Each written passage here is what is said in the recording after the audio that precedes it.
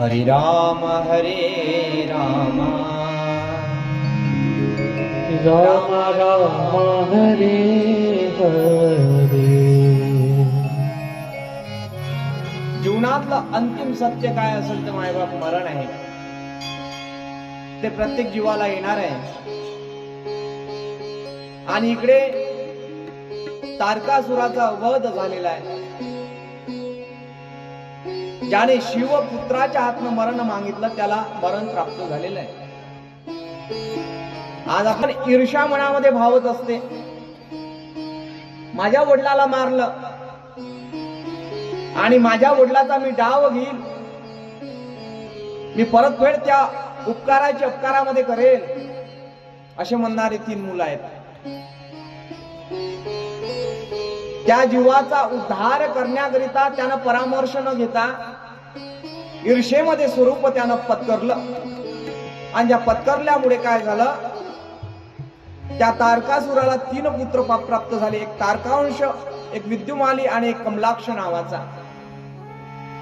आणि हे भोगातून प्राप्त झालेले पुत्र आहे, राक्षस पुत्र आहे, ज्यांच्या अंतःकरणामध्ये कसल्याही प्रकारचा भाव नाही, ईश्वर भक्तीचा नाद नाही.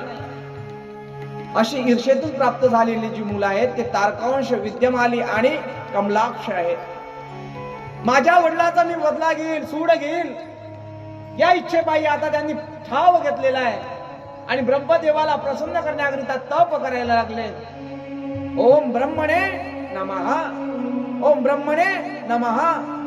शेकडो वर्षापर्यंत तप केला आणि तप केल्यानंतर प्रसन्न झाले ब्रह्मदेव. ब्रह्मदेव प्रसन्न झाल्याबरोबर तारकांश, कमलाक्ष आणि विद्यमाली यांना विचारण्यात आलं, तुला काय पाहिजे? तेव्हा मोठ्या आदरानं ते म्हणतात, आम्हाला अमर होण्यासाठी, आम्हाला अमरत्वाचं वरदान तुम्ही द्यावं अशी आमची सदिच्छा आहे. आम्हाला अमर करा, आम्हाला अमर करा. जो कोणी मागत असेल तर अमर मागते. अमर कशानं होईल? अमृताने. अमर कशानं होईल? क्षीरसागरामधून 14 रत्न निघाले होते आणि या 14 रत्नापैकी एक रत्न होतं कोणतं? अमृत. ध्वनंतरीनंतर घेऊन आलेले अमृत. औषध वनस्पती. त्यामध्ये घोडा निघाला होता उच्च शिवा नावाचा. त्यामध्ये लक्ष्मी निघाली होती. त्यामध्ये लक्ष्मी, महालक्ष्मी, अलक्ष्मी निघाली होती. लक्ष्मीलाही गर्व झालं होतं. कधी? जेव्हा तिचा विवाह झाला होता. कोणासोबत? विष्णूच्या सोबत. गर्व कोणाला होत असते? ज्याच्याकडे काहीतरी संपत्ती आधी आहे त्याला गर्व होत असते. गरीबाला कधी गर्व होईल सांगता येत नाही. गरीबाला होऊ शकते पण त्यानं गरिबीचे दिवस भोगलेले असतात. अपवाद काही गोष्टी. गरीबाला गर्व होऊ शकते केव्हा? जेव्हा त्याला कामाचा मद झालेला आहे, धनाचा मद झालेला आहे, तेव्हा. आपण ज्यानं आपले जुने दिवस न विसरता जर तो कार्य करत राहील. आपण मूळ काय होतो? आपल्याकडे काही संपत्ती नव्हती, आपण एका अनाकरिता झुरत होतो, असे म्हणणारे जे व्यक्ती आहे त्या अन्नाची कदरही करतात आणि लोकांचीही कदर करतात. इकडे महालक्ष्मीला अभिमान झाला होता, कारण की तिचा भाऊ कोण आहे? धन्वंतरी आहे. कारण कशातून निघाला होता? समुद्रामधून. सागरपुत्र आहे. तिच्याकडे काय अमृत आहे. बर, तिच्याकडे काय आहे? उच्च श्रवा नावाचा घोडा आहे. 12 सोंडीचा हत्ती. जेवढा बळ त्याच्यामध्ये आहे तेवढा तो हत्ती तिच्याकडे आहे. तो इंद्राला तिला दान करून दिला होता. म्हणजे लक्ष्मी, महालक्ष्मी मूळची काय होती? श्रीमंत होती. या श्रीमंताचा अहंकार महालक्ष्मीला झाला होता. वाचा तुम्ही उमासहिता. उमासहितेमध्ये हिचं वर्णन आलेलं आहे. याचा अर्थ काय? स्त्रियांनी लग्न झाल्यानंतर अहंकारामध्ये जाऊ नये. ती विष्णू सोबत पुष्ट झाली, राग भोगली आणि म्हणायला लागली, तुमच्याकडे काय होतं नावाशिवाय? मोठे नारायण नारायण म्हणता. क्रोधी झाली आणि क्रोधी झाल्यानंतर जाऊन बसली. सांगायची तात्विक अर्थ, तिच्या जेव्हा ते क्रोधी झाली होती, तिला मुलगा झालेला होता, मुलाला दूध न पाजता ती निघून गेली होती रागाच्या भरात. रागाच्या भरात निघाल्यानंतर एका ती निर्जन वस्तीवर बसली, जिथे काही उगवल्या जात नाही, पेरलं तरी पाण्याचा वर्षा होऊन नापिकी जमीन आहे, अशा ठिकाणी ती जाऊन बसलेली आहे.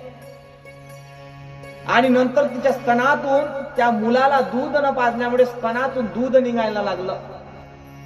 दूध ते जमिनीवर पडलं. उमा संहिता वाचा तुम्ही. आणि ती दूध जमिनीवर पडल्यानंतर एक वृक्ष त्याच्यातून उभरला. तो वृक्ष म्हणजे साक्षात बेल वृक्ष आहे. काय? बेलाचं पान. त्याच्यामध्ये 3 मुखी बेलाचं पान, 5 मुखी बेलाचं पान, असं वर्णन आहे. उमा संहितेमध्ये असं वर्णन केलेलं आहे की साक्षात महादेवाचं स्वरूप जर तुम्हाला पाहायचं असेल तर साक्षात बेलाचं वृक्ष म्हणजे बेलाचं पान म्हणजेच काय? महादेव आहे. बेलाचं झाड म्हणजेच महादेव आहे. आणि त्याला काय आवडते? बेलाचं पान आवडते. बेलाचं पान. शंकराला माझ्या, महादेवाला माझ्या आवडते बेलाचं पान, पान आवडते बेलाचं पान, पान आवडते बेलाचं पान. शंकराला माझ्या, महादेवाला माझ्या, शंकराला माझ्या, महादेवाला माझ्या आवडते बेलाचं पान, पान आवडते बेलाचं पान. हे महादेव गळ्यात शोभते रुद्राक्ष माळा, गळ्यात हे गळ्यात शोभते रुद्राक्ष माळा, हे पायात खडवा छान, पायात खडवा छान छान छान. आवडते बेलाचं पान, आवडते बेलाचं पान, बेलाचं पान, बेलाचं पान आवडते बेलाचं पान. हे महादेव आजोबा छान, डोक्यावर हो डोक्यावर चांदून छान छान छान. आवडते बेलाचे पान, आवडते बेलाचे आवडते बेलाचे हे शंकराला माझा, महादेवाला माझा, शंकराला माझा, महादेवाला माझा आवडते बेलाचं पान, पान आवडते बेलाचं पान, पान आवडते बेलाचं पान. शंकराला माझ्या, महादेवाला माझ्या आवडते बेलाचं पान. आता बेल लक्षात ठेवा ना, आवड लक्षात ठेवा. काय काय लक्षात ठेवाल तुम्ही? आवड आणि बेलाचं पान.